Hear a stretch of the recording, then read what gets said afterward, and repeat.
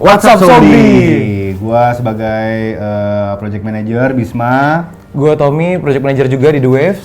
Jadi kita bakal cerita-cerita tentang dokumenter series The Wave ini. Iya, dan kita mewakili juga skenanya sih, Bis. Iya betul, gua sebagai skena dari Denim Wave. Kalau gua dari scene-nya sneaker.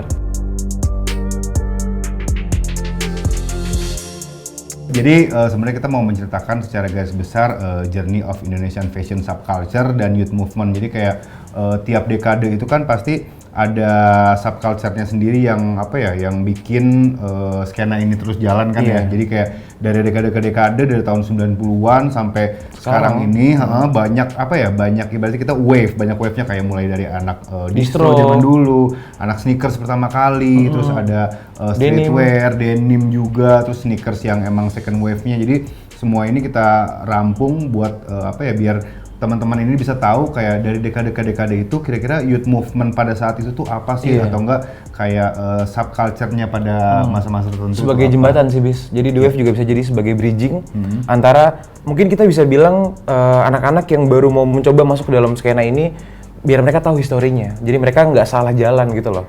Kita kasih bantuan melalui film The Waves ini. Iya, betul.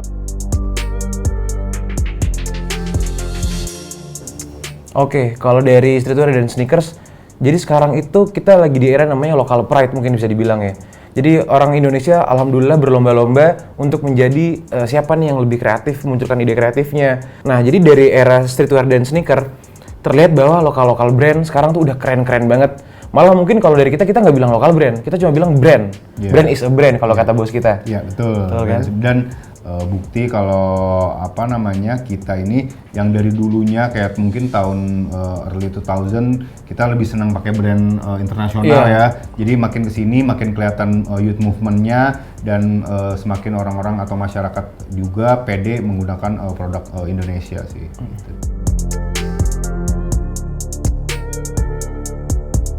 Skena dari 10 atau 20 tahun lalu itu lebih ke community sih. Kayak zaman dulu itu gue lebih suka skate, ya gue pasti mencari tahu kayak pakaian apa yang dipakai orang tersebut, terus habis itu kegemaran apa, kayak musik apa yang mereka suka, ya kita harus langsung terjun ke skenanya. Kalau sekarang kan semua bisa dilihat dari internet kan, kayak role model lu bisa dari internet, terus habis itu sekarang juga kayak lu nggak suka basket tapi lu pakai sepatu Jordan, ya lu bisa aja. Kalau dulu kan emang semua berdasarkan skena kan, kayak lu pakai Vans ya berarti emang lu mungkin dulu sukanya skate. Mungkin kalau dulu bisa dibilang kita bisa bilang lebih pure sih. Lebih pure dalam arti bahwa semua orang tuh menemukan referensinya berdasarkan ya siapa temennya dia, siapa komunitasnya. Kalau sekarang kan berdasarkan artis atau dari internet yang memang ya akan gitu-gitu aja. Sebenarnya kalau sekarang mungkin kenapa lebih banyak poster karena itu ya, kayak semua orang cuman ngeliatnya dari sosial media, kayak mungkin kayak nggak tahu esensinya. Misalkan kayak orang pakai kaos Tracer, pakai sepatu Vans, ya mereka mungkin karena suka aja ngelihat bentuknya, tapi sebenarnya nggak tahu kalau ternyata itu tuh relatable sama skena skate yang mungkin mereka tidak tahu gitu. Jadi kayak ya poster ini menurut gua salah satu proses pendewasaan diri sih, dan diharapkan ketika orang-orang nonton ini tuh mereka bisa tahu value apa yang mereka pakai dari barang-barang yang dia punya sih. Mungkin dari start dari kayak 2009-an sih, kayak dulu zaman-zamannya Kaskus selain jualan tuh banyak forum-forum atau subforum tentang komunitas gitu. Gue terjun ke komunitas denim di sana, atau jeans lah, pencinta jeans. Jadi kayak esensi di balik pemakaian jeans ternyata orang aneh-aneh, ada yang suka pakai celana yang berat-berat, yang tebel-tebel lah, sampai akhirnya seiring jalannya waktu komunitas kita punya web sendiri namanya Darahku Biru, terus punya komunitas juga sendiri namanya Indigo, Indonesian Denim Group. Ya udah dari tahun ke tahun sampai kayak sekitar tahun 2015-an gue konsisten terus tuh kayak gathering, bikin event, bikin bikin acara lah dan segala macem sih. Iya, kalau dari gue juga ikutin skena sneakers dari 2009 sih.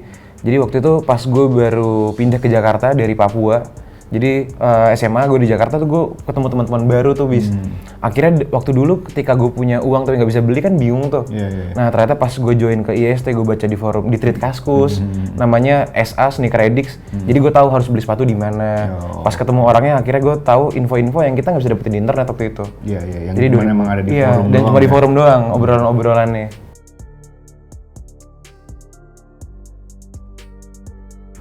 pandangan gue terhadap brand lokal ya dulu sama sekarang udah pasti jelas makin kesini tuh kayak kualitas lokal brandnya tuh makin bagus, terus makin banyak yang udah go internasional, terus juga apa ya banyak yang berkolaborasi dengan brand luar. Cuman di tiap hal pasti ada sisi buruknya juga lah. Jadi kayak gue ngelihat makin kesini makin apa ya orang semakin malas untuk research and develop juga. Jadi ada beberapa sisi yang emang makin naikin quality-nya dia, tapi ada satu sisi yang kayak memanfaatkan term of apa ya local pride gitulah, kayak apa ya minta dimaklumkan untuk bikin brand yang dengan kualitas yang kurang bagus tapi minta dibeli lah gitulah kasarnya. Jadi kayak gue cukup menyayangkan apa ya brand-brand yang berlindung di balik hashtag local pride lah. Karena orang-orang ngelihat tren, jadi trennya itu aja. Sebenarnya mereka tuh bisa membuat tren baru.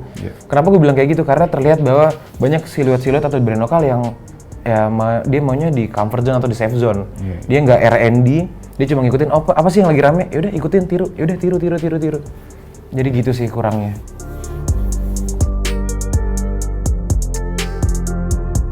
Pertama ada PMP, Pot Meets Pop, karena dia dari awal banget itu lumayan kenal sama gue dari 2009, jalanin brand itu bareng dan sampai sekarang tetap masih sustainable dan fokus di produk-produk jeansnya, apparel dan lain-lain. Terus ada Old Blue juga yang emang udah banyak flagshipnya di luar, kayak denim, ada Orbit Gear yang emang brandnya itu kayak 80% penjualannya lebih ke luar negeri dibanding Indonesia. Terus kayak banyak sih, ada L House, Mankind, ya susah sih disebutin banyak terlalu banyak ya. Mungkin kalau gue dari sneaker kali ya, brand lokal tapi yang sepatu. Ya sepatu boleh. Menurut gue topnya tuh sepatu Kompas. Kenapa? Karena kebanyakan brand lokal tuh cuma mikirin produk, nggak mikirin campaign.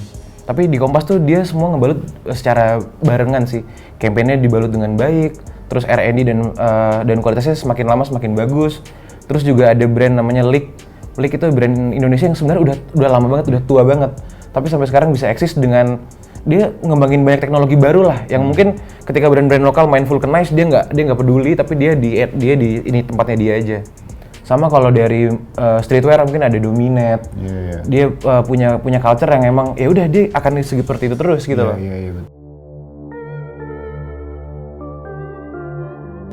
Kalau menurut gua diharapkan ya setelah menonton film atau dokumenter series ini kayak lu bisa bisa tahu diri lu sendiri gitu, kayak oh ternyata gue tuh lebih klopnya tuh kalau pakai baju yang kayak gini, gue lebih klopnya tuh kalau pakai celana atau sepatu yang kayak gini. Jadi kayak be true to yourself aja sih diharapkan sih. Semua orang yang emang ingin bergabung di skena ini jadi lebih digging lah, lebih digging. Jadi akan tahu historinya dan dia akan tahu kalau udah tahu perjalanan otomatis dia akan makin passionate sih sama skena itu. Betul. Dengan adanya The Wave ini ya mudah-mudahan semua teman-teman bisa nonton semua serinya, semua episodenya dan bisa mencerna perjalanan jauh dari teman-teman yang dari tahun 90-an sampai sekarang yang benar-benar menghidupkan skena ini sampai semuanya terjadi, kayak mulai dari lokal brandnya, pelaku kreatifnya, industrinya, terus abis itu youth movement yang kayak dari musisinya juga kan dan lain-lain itu sih. Jadi kayak bisa mengenal dari jauh lah dengan film ini, kayak tahu orang-orang di baliknya. Betul. Kalau dari gue sendiri harapannya regenerasi sih. Jadi kenapa kita ada beberapa wave? Ya itu bahwa setiap beberapa tahun tuh harus ada regenerasi orang-orang baru dan tadi anak-anak muda dah yang lebih passionate pastinya.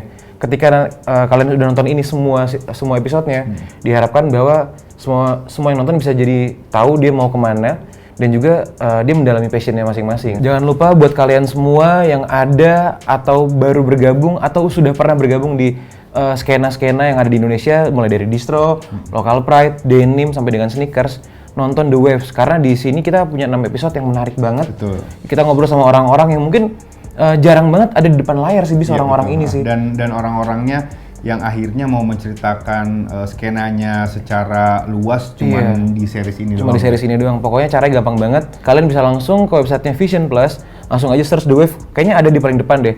Atau kunjungin Instagram kita thewaves.series dan Vision Plus. Pokoknya berlangganannya gampang, mudah deh pokoknya lihat aja langsung. Dan bakal banyak informasi-informasi di penting sih. Instagram kita sih. Yuk, jangan lupa like ya, seperti biasa, comment and subscribe channelnya Brilio yang bisa kalian tonton banyak video-video ya. Iya, menarik Terus deh pokoknya. Menarik, terus kayak apa ya? Ya udah sih, pamit aja gitu ya. Oke. Gua Bisma Diandra. Gua Tom Cuk. Sampai jumpa. Bye bye.